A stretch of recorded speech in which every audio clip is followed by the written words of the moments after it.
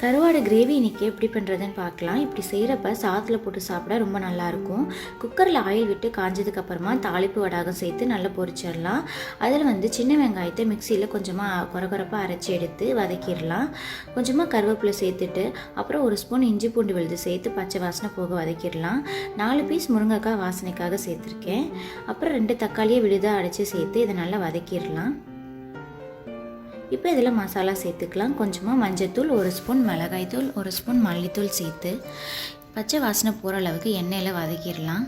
தேவையான அளவு உப்பு சேர்த்துடலாம். ஏற்கனவே கருவாடில் உப்பு இருக்கும், அதனால் பார்த்து சேர்த்துக்கோ. பீஸ் கருவாடை எது வேணாலும் எடுத்துக்கலாம். இப்போ கருவாடை சுடுதண்ணியில் வாஷ் பண்ணி சேர்த்துட்டு நல்லா பரட்டி விட்டு தேவையான அளவு தண்ணி சேர்த்துடலாம்.